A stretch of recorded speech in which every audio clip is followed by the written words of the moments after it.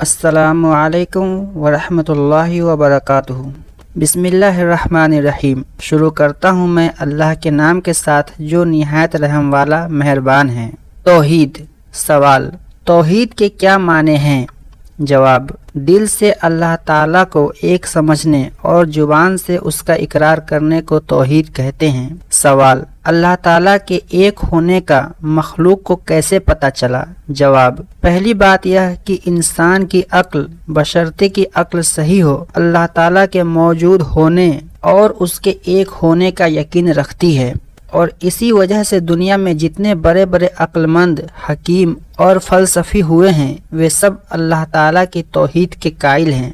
دوسرے یہ کہ اللہ تعالیٰ کے پیغمبروں نے ایک رائے ہو کر مخلوق کو توحید کی تعلیم دی اور بتایا کہ اللہ تعالیٰ ایک ہے، اس جیسا اور کوئی دوسرا نہیں۔ سوال: کیا قرآن مجید میں توحید کی تعلیم دی گئی ہے؟ جواب: ہاں، قرآن مجید میں توحید کی تعلیم پوری اور اعلیٰ درجے پر دی گئی ہے، بلکہ آج دنیا میں صرف قرآن مجید ہی ایسی کتاب ہے جو خالص توحید کی تعلیم دیتی ہے۔ اگرچہ پہلی آسمانی کتابوں میں بھی توحید کی تعلیم تھی، لیکن ان تمام کتابوں میں لوگوں نے عدل بدل کر ڈالی اور توحید کے خلاف باتیں داخل کر دی اور اللہ کی بھیجی ہوئی آسمانی تعلیم کو بدل دیا۔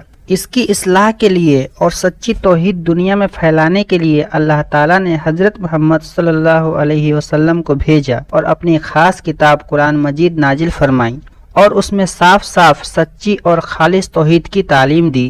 سوال: قرآن مجید کی کن آیتوں سے توحید ثابت ہوتی ہے؟ جواب: تمام قرآن مجید میں شروع سے آخر تک توحید کی تعلیم بھری ہوئی ہے۔ کچھ آیتیں یہ ہیں: وَإِلَٰهُكُمْ إِلَٰهٌ وَاحِدٌ لَا إِلَٰهَ إِلَّا هُوَ الرَّحْمَٰنُ الرَّحِيمُ، یعنی تمہارا معبود ایک اللہ ہے، اس کے سوا کوئی معبود نہیں، وہ بہت بڑا بہت مہربان ہے۔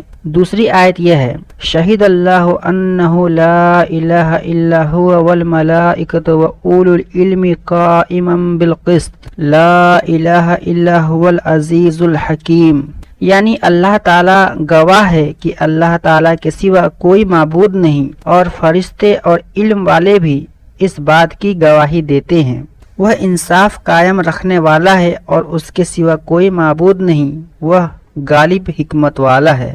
اسی طرح اور بے حساب آیتیں خدا کی توحید کی تعلیم دیتی ہے، جیسے قل هو اللہ احد، یعنی تو کہہ کہ اللہ ایک ہے، وغیرہ۔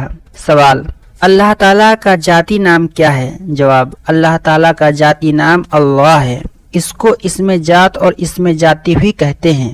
سوال: لفظ اللہ کے سوا اللہ کے اور ناموں کو جیسے خالق، رزاق وغیرہ کیا کہتے ہیں؟ جواب: لفظ اللہ کے سوا اللہ کے اور ناموں کو صفاتی نام کہتے ہیں۔ سوال: صفاتی نام کے کیا معنی ہیں؟ جواب: خدا تعالیٰ کی بہت سی صفتیں ہیں، جیسے قدیم ہونا یعنی ہمیشہ سے ہونا اور ہمیشہ رہنا، عالم یعنی ہر چیز کو جاننے والا ہونا، قادر یعنی ہر چیز پر اس کی طاقت اور قدرت ہونا، حی یعنی زندہ ہونا، وغیرہ۔ تو جو نام کی ان صفتوں میں سے کسی صفت کو ظاہر کرے اس کو صفاتی نام کہتے ہیں۔ اس کی مثال ایسی سمجھو جیسے کہ آدمی کا نام جمیل ہے، جو صرف اس کی ذات کے لحاظ سے پہچان کے لیے رکھا گیا ہے، اس میں کسی صفت کا لحاظ نہیں، لیکن اس نے علم بھی سیکھا ہے، لکھنا بھی جانتا ہے، قرآن مجید بھی حفظ یاد ہے، اور ان صفتوں کے لحاظ سے اسے عالم، منشی، حافظ بھی کہتے ہیں۔ تو جمیل اس کا ذاتی نام ہے اور عالم، منشی، حافظ صفاتی نام کہلائیں گے، کیونکہ اس کے علم کی صفت یا لکھنا جاننے کی صفت یا قرآن مجید یاد ہونے کی صفت کے لحاظ سے یہ نام رکھے گئے ہیں۔ اسی طرح لفظ اللہ تو خدا تعالیٰ کا ذاتی نام یا اسم ذات ہے، اور خالق، قادر، عالم، مالک وغیرہ اس کے صفاتی نام ہیں۔ سوال: اللہ تعالیٰ کا ذاتی نام تو ایک لفظ اللہ ہے، اس کے صفاتی نام کتنے ہیں؟ جواب: قرآن مجید میں اللہ تعالیٰ نے فرمایا ہے وَلِلَّهِ الْأَسْمَاءُ الْحُسْنَى فَادْعُوهُ بِهَا، یعنی اللہ تعالیٰ کے بہت سے اچھے نام ہیں تو انہی ناموں سے اسے پکارا کرو۔